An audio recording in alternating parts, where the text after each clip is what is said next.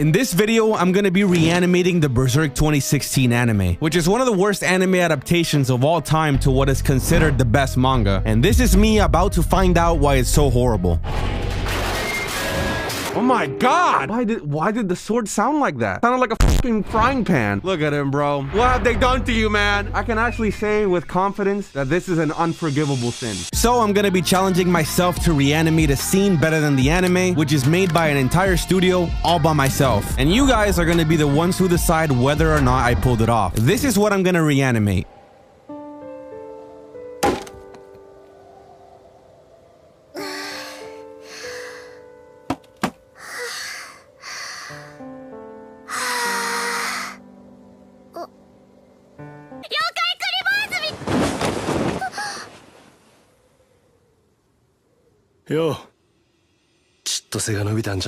I think I could pull it off. I immediately got to work and started working on the CG background that I was gonna use on this project. This was my first time making a forest scene in Blender, and honestly, I did not expect to face as many crashes as I did.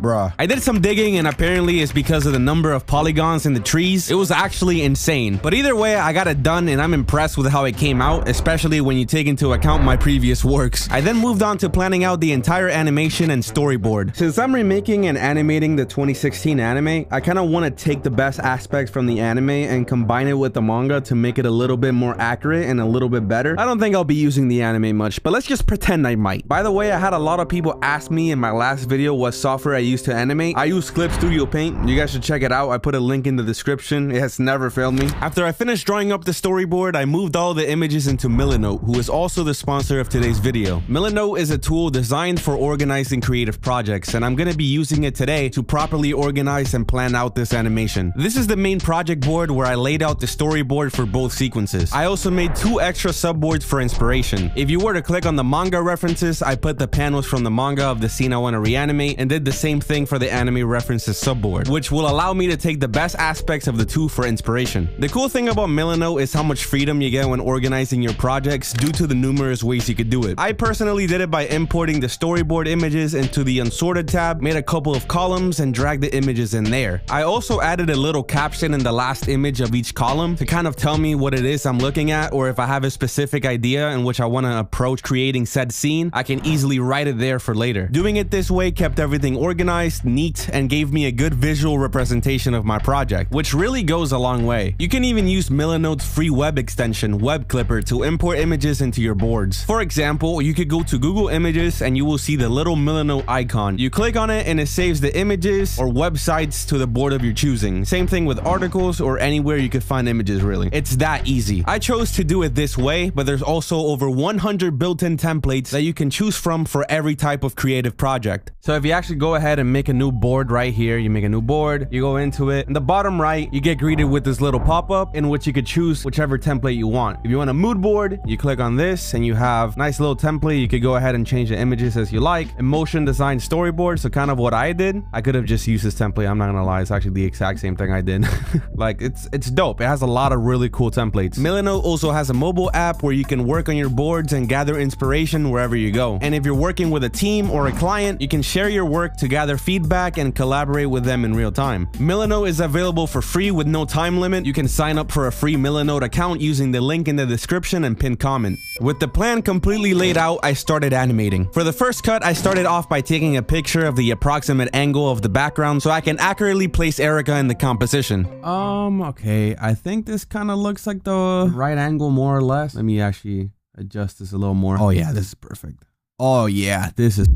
Now that I'm thinking about it, I think I should kind of paint this a little bit because it looks super CGI. But for now, I'm just going to start drawing this thing right here, and then we could think about the background later. I first fixed up the storyboard sketch. Then when I zoomed out and saw the entire canvas, I noticed that the background was in a totally different angle than what I had planned. So I went back to Blender to get the right camera angle, and then I continued to draw. Okay, I think that looks pretty good right now. Once I put it on compositing, it's going to look a lot better, but it doesn't look that bad. Maybe with a little bit of smoke and with the color color correction, all that good stuff, and like, you know, extra lighting. Yeah, that looks fine. The idea behind cut 2 is I just wanted Erica to cut the wooden stick in a fast movement without much buildup. And since size and shape in solid objects is difficult to animate consistently, especially in swords, axes, machetes, etc., I'll be using a technique where I trace the machete in the onion skin from the previous frame to keep the machete consistent in size and shape. Sure, you could technically copy and paste it, but I don't really like when it looks too perfect. I think tracing with slight imperfections gives a more organic and anime-like appearance. For cut 3, I drew the basket with a bunch of sticks and animated the stick being thrown in. I used the same tracing technique so that the stick doesn't change in length or width, and to create the illusion of gravity, I eased in the fall, making it look pretty believable. There's a couple of ways you can approach animating something like in cut 4. What I did to avoid having to redraw Erica's entire body over and over again was to separate what wouldn't be moving, so the lower half of the body, the basket with sticks, and her head. In a separate layer, I animated the movements of the upper body. I animated her wiping the sweat off her forehead and then putting her hands to her face and opening her mouth a bit for the next cut. And finally, I made her blink to add a little bit of realism. My idea with this, I'm gonna draw the face and all that separate, and then I'm gonna draw the hands on a different layer, and when she's like breathing out and then you see like the cold like breath, what's that even called? Editor's note, I called it cold breath for the rest of the video, but apparently it's called exhaled breath condensate. I know all these geeks were getting ready to type out an essay in my comment section.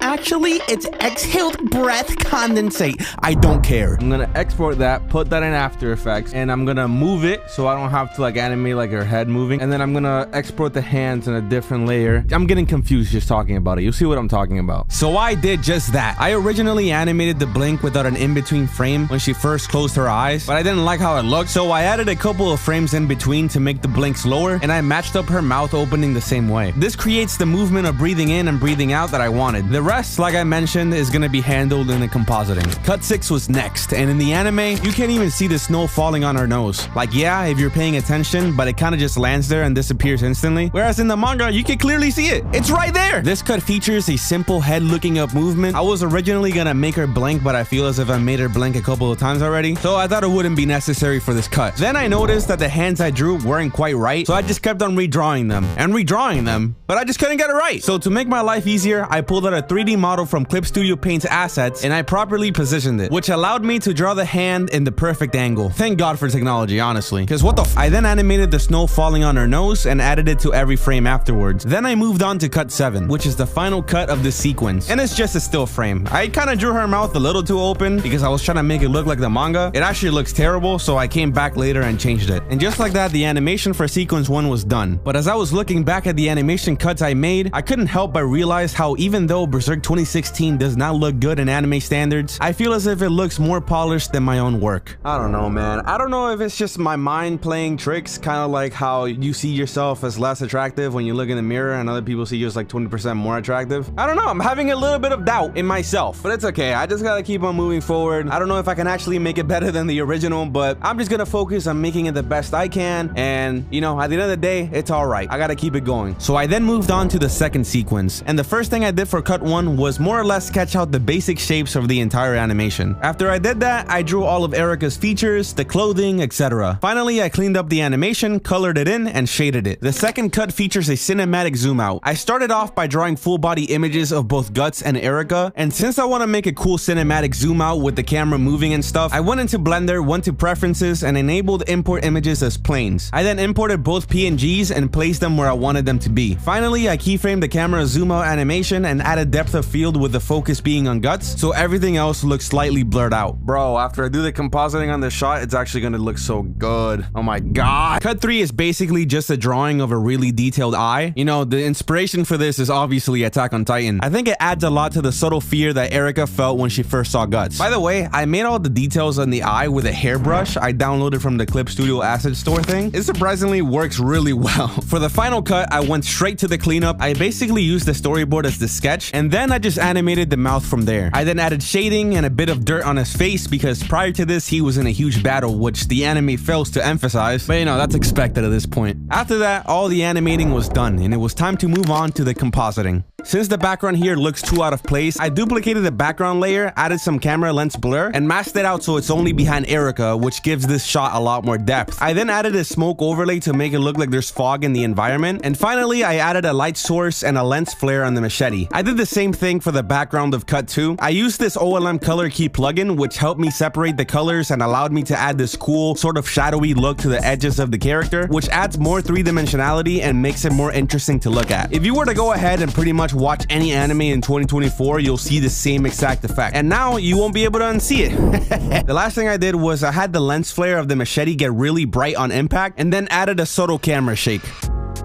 For this cut, I want to make it look like she's inhaling and exhaling, so in order to get that effect, I moved her head back a couple of frames and moved her head forward a little bit. I pre-composed Erica and added posturized time and changed the frame rate to 8 FPS to make it look more animated. I then masked out the smoke I'm using in the background and keyframed the opacity to show her cold breath. The rest of the cuts didn't really feature anything special in terms of compositing. I played a lot with the camera blur and the lighting of the cuts to make this project look as good as possible. I put all of the compositions into DaVinci Resolve for some color grading to add consistency between the clips and to make them look better. I gotta say, after compositing everything, this project started coming together and the doubts I had started to fade away. So I decided to waste no time and I moved on to the audio portion of this project. My original plan was just to straight up use the audio from the anime and make no changes, but I decided it would be a better idea to do everything myself. I first isolated the vocals I wanted to use from the music and ambient sounds, then I aligned them with my animation. I found the exact OST used in the anime for the sequence on YouTube and added my own sound effects, like the snow falling and the footsteps for Erica running. Actually, the footsteps are just a hair scratching sound effect. When you scratch your hair, it makes the same exact sound as when you're running on grass. It's kind of weird. Try it out right now. For the machete scene where Erica cuts the stick, I added my own whooshes and slicing effects because I didn't like how the original one sounded. I went back to After Effects, lip sync guts, and imported that cut back into DaVinci. I also included some extra OST from the same soundtrack that wasn't used in the anime, which I think fits really well. Hopefully I don't get copyrighted. Please don't copyright me. If you're an independent animator, do not underestimate just how much sound design and compositing can uplift your animations. And just like that, the animation is finished. I ended up learning a lot of new things, especially on the CG side, and also picked up a couple new tricks during the compositing. Thank you guys for watching, and thank you for all the support as of late. The growth has been absolutely ridiculous, but yeah, this is the final product.